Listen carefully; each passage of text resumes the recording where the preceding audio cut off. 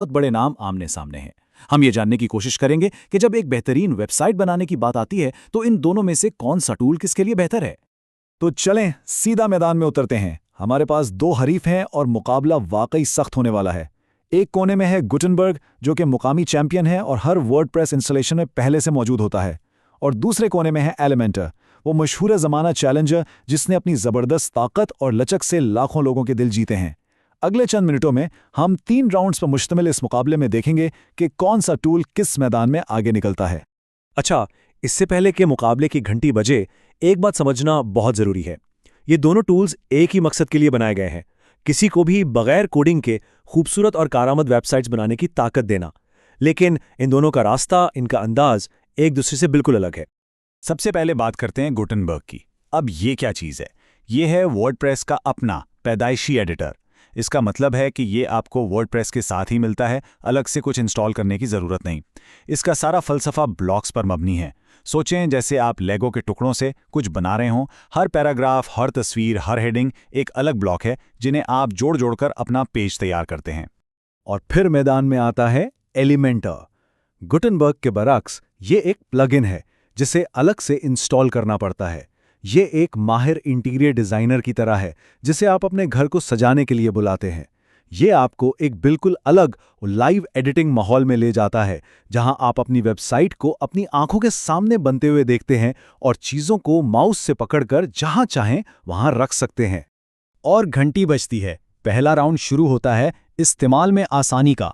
यानी अगर कोई आज ही वेबसाइट बनाना शुरू करे तो कौन सा टूल उसका हाथ ज़्यादा आसानी से थामेगा और सफ़र का आगाज़ करवाएगा। तो यहाँ बुनियादी सवाल यही है, सीखने का सफ़र किसका कम मुश्किल है? अगर कोई पहली बार वेबसाइट बनाने की दुनिया में कदम रख रहा है तो क्या उसे गुटेनबर्ग के जाने पहचाने रास्ते पर चलना चाहिए या फिर एलिमेंटर के ज़्यादा दीदा ज़ेब मैदान में उतरना चाहिए? इस स्लाइड पर इन दोनों का फलसफा बिल्कुल साफ नज़र आ जाता है। गुटेनबर्ग चूंकि वर्डप्रेस के अंदर ही काम करता है, इसलिए वो बहुत जाना पहचाना लगता है। ख़ास तौर पर अगर काम सिर्फ ब्लॉग लिखने का है तो ये बहुत सीधा और आसान है। दूसरी तरफ एलिमेंटर का इंटरफेस बिल्कुल अलग है। शुरू में शायद बहुत सारे ऑप्शंस देखकर कोई थोड़ा घबरा जाए, लेकिन इसका ड्रैग एंड ड्रॉप का तरीका इतना आसान है कि अक्सर लोग पेचीदा डिज़ाइंस के लिए इसे ही ज़्यादा बेहतर पाते हैं। पहला राउंड खत्म, अब वक्त है दूसरे राउंड का, और ये राउंड है डिज़ाइन की आज़ादी का। यहाँ हम देखेंगे कि कौन सा टूल किसी के तख़य्युल को परवाज करने के लिए ज़्यादा खुला आसमान देता है। और ये बात बिल्कुल 16 आने सच है। एक बेहतरीन टूल सिर्फ सफ़ा नहीं बनाता, वो किसी के विजन को हकीकत में बदलता है। तो आइए देखते हैं कि डिज़ाइन और तख्लीकी कंट्रोल के मामले में कौन सा हरीफ ज़्यादा ताकतवर है। और यहाँ आकर दोनों के बीच सबसे बड़ा फ़र्क सामने आता है। गुटेनबर्ग के साथ डिज़ाइन अक्सर आपकी थीम का पाबंद होता है। ये कुछ ऐसा है जैसे आप एक पहले से बने घर में फर्नीचर सजा रहे हों। दूसरी तरफ एलिमेंटर आपको घर का नक्शा, दीवारें और छत सब कुछ खुद बनाने की ताकत देता है।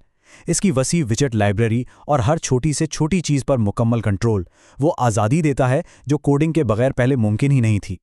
मुकाबला अब आखिरी और शायद सबसे अहम मरहले में दाखिल हो चुका है। ये है फैसला कुन राउंड, वेबसाइट की कारकर्दगी। क्योंकि एक चमकती दमकती वेबसाइट का फ़ायदा ही क्या अगर वो खुलने में सदियां लगा दे। इस राउंड में एक बहुत अहम लफ्ज़ है कोड ब्लोट। अब ये क्या भला है? इसे ऐसे समझे जैसे आप सफ़र पर जा रहे हैं और आपने ज़रूरत से ज़्यादा सामान बैग में भर लिया है। ये इजाफी बोझ आपके सफ़र को सुस्त और मुश्किल बना देता है। बिल्कुल इसी तरह इजाफी कोड वेबसाइट को सुस्त कर देता है, जिससे ना सिर्फ विजिटर्स परेशान होते हैं बल्कि सर्च इंजन में रैंकिंग भी नीचे जा सकती है।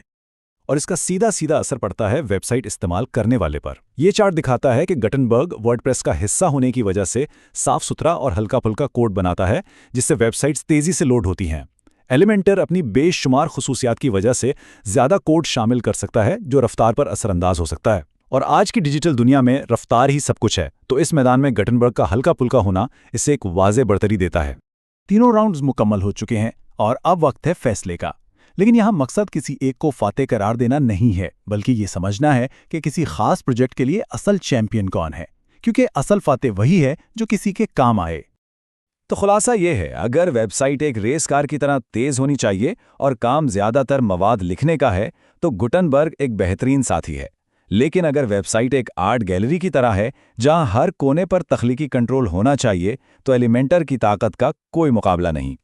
तो मुकाबला ख़त्म हुआ, रंग में कोई एक फातेह नहीं है। असल जज वो है जो स्क्रीन के दूसरी तरफ है। सवाल ये है कि किसी प्रोजेक्ट को किसकी ज़रूरत है, रफ्तार के एक तेज़ रफ्तार घोड़े की या फिर डिज़ाइन के एक ताकतवर हाथी